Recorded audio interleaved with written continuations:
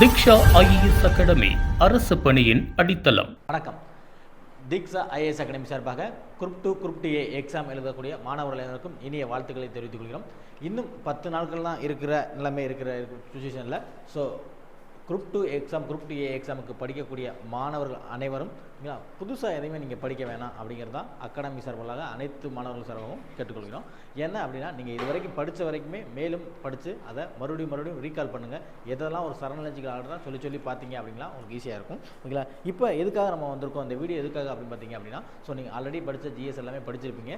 Current affairs எப்படி impact பண்ணுது ஓகேங்களா? இப்போ நடைமுறை காலங்களில் கடந்த குரூப் 4 எக்ஸாமாக இருக்கட்டும், நடந்த எஸ்ஏ எக்ஸாமாக இருக்கட்டும், இதெல்லாம் என்ன அப்படின்னா கரண்ட் அஃபேர்ஸோட தாக்கம் டிஎன்பிசியில் ரொம்ப மிகவும் அவசியமானதாக இருக்குது.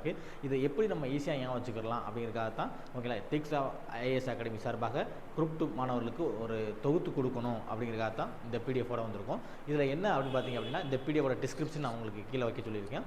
நீங்கள் அதில் டவுன்லோட் பண்ணி நீங்கள் வெரிஃபை பண்ணி பார்த்துக்கலாம். ஓகேங்களா? இப்போது தமிழ்நாடு அரசால் தொடங்கப்பட்ட திட்டங்கள் ஓகேங்களா, தமிழ்நாடு அரசால் தொடங்கப்பட்ட திட்டங்கள் கடைசியாக ஒரு 2021 2024 வரைக்கும் ஓகேங்களா, 2021 2024 வரைக்கும் தொடங்கப்பட்ட திட்டங்களை பற்றி தான் நம்ம பார்க்க போகிறோம்.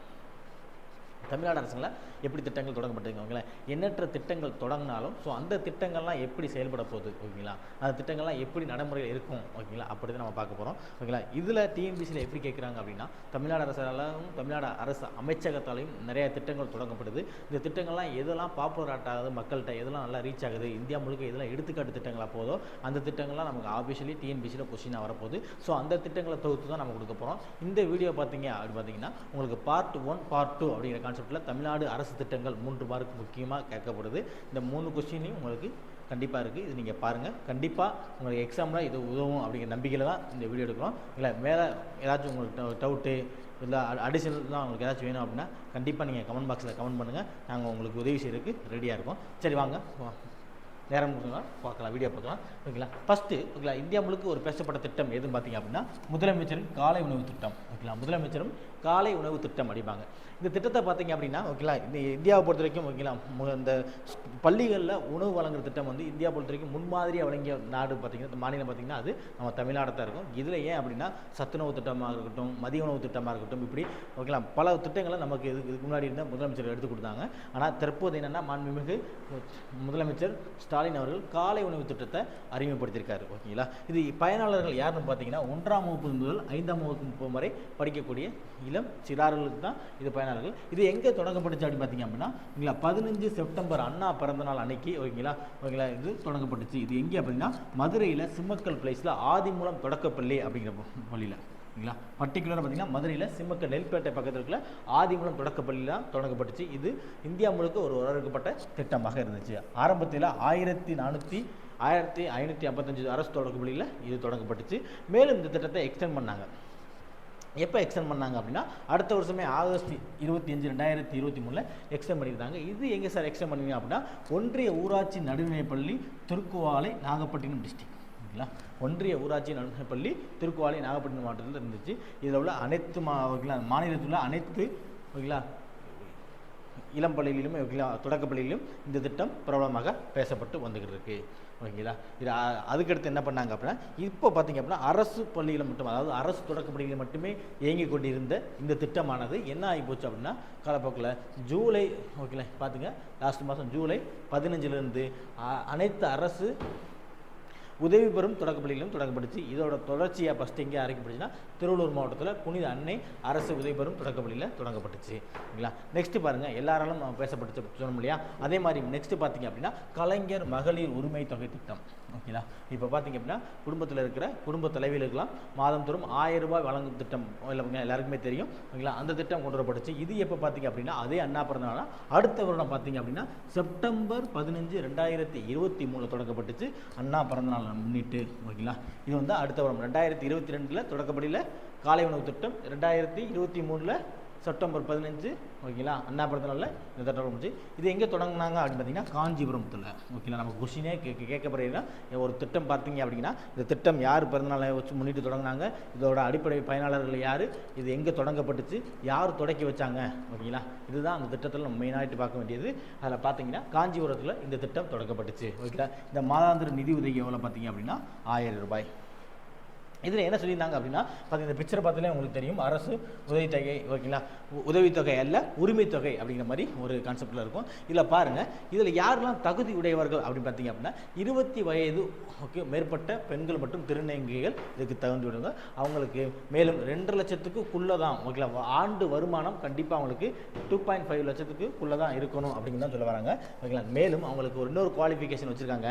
கண்டிப்பாக அவங்க 10 ஏக்கருக்கும் குறைவான உலர் நிலம் அல்லது 5 ஏக்கருக்கு குறைவான சதுப்பு நிலத்தை வச்சுருக்கணும் ஓகேங்களா. இப்போ பார்த்தீங்க அப்படின்னா கிராமங்களில் இருக்கிற அவங்களுக்குலாம் என்ன அப்படின்னா கண்டிப்பாக அவங்க என்ன பண்ணிருக்கணும் அப்படின்னா 2.5 லட்சத்துக்கு வருமானம் கம்மியாக இருக்கணும், 10 ஏக்கர் நிலத்துக்கு குறைவாக இருக்கணும். இன்கேஸ் அப்போ அவங்க சதுப்பு நிலம் வச்சுருந்தாங்க அப்படின்னா 5 ஏக்கருக்கு குறைவாக தான் இருக்கணும். இன்னொன்று பார்த்தீங்க அப்படின்னா மின் நுகர்வு ஓகேங்களா. இது யாருக்குன்னா இந்த திட்டம் அடிப்படையாகவே ஓகேங்களா ஏழை பெண்களுக்கு போய் சேரணும் அப்படிங்கிறது தான் இது அரசோட கனவாகவே இருக்குது. அதனால தான் அடிப்படை ஒரு வீட்டோட ஓகேங்களா யூனிட்டுக்கு மின்சார அளவு வந்து 3600 யூனிட்டுக்கு கீழே இருக்கணும் அப்படிங்கிற கான்செப்டையும் எடுத்துகிட்டு வராங்க ஓகேங்களா.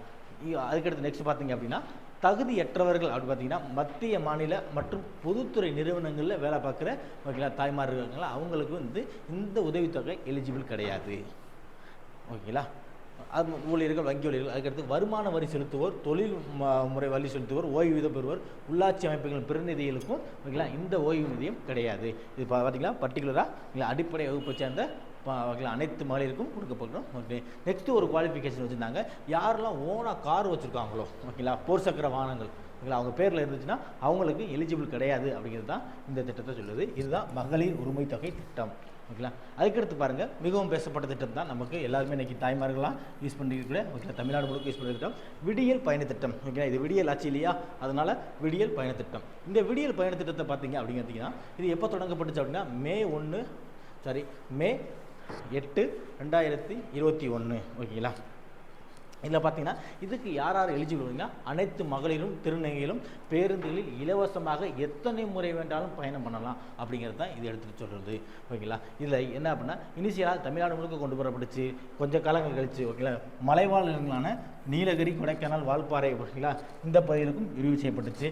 இந்த திட்டத்துக்காகவே தமிழ்நாடு அரசு பட்ஜெட்லேயும் இதை ஆட் பண்ணிக்கிட்டாங்க அப்படிங்கிறது தான் மெயினாக தான் நம்ம பார்க்கணும் ஓகேங்களா. 2024, 2025 பட்ஜெட்லேயும் இதுக்காக ஒரு தொகையை ஒதுக்கியிருக்காங்க அப்படி பார்க்கலாம். அப்போ விடியல் பயண திட்டம் தொடங்கப்பட்ட ஆண்டு அப்படி பார்த்தீங்க அப்படின்னா மே 8, 2021 ஓகேங்களா. மகளிர் மற்றும் திருநங்கைகள் எலிஜிபிள் ஆகிறாங்க.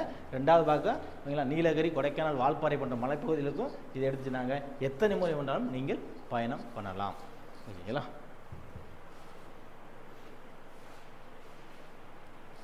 ஓகேங்களா. அதுக்கடுத்து பாருங்கள் ஓகேங்களா மக்களை தேடி மருத்துவம் அப்படிங்கிற ஒரு திட்டம் ஓகேங்களா. இது இன்றைக்கும் மக்களால் ரொம்பவும் விரும்பப்படுற ஒரு திட்டமாக பார்க்கப்படுறது ஓகேங்களா. இதுவும் ஒரு ஓகேங்களா பாப்புலரான திட்டம் தான் சொல்லலாம். இதை பார்த்தீங்க அப்படின்னா மக்களை தேடி மருத்துவ திட்டம் எப்போ தொடங்கப்பட்டுச்சுன்னா ஆகஸ்ட் 5, 2021 ஓகேங்களா. மக்களை தேடி மருத்துவ திட்டம் எப்போ தொடங்கப்பட்டுச்சுன்னா ஆகஸ்ட் 5, 2021 தொடங்கப்பட்டுச்சு ஓகேங்களா. இது எங்கே தொடங்கினாங்க அப்படின்னு பார்த்தீங்கன்னா சமணப்பள்ளி கிராமம், கிருஷ்ணகிரி மாவட்டம் ஓகேங்களா.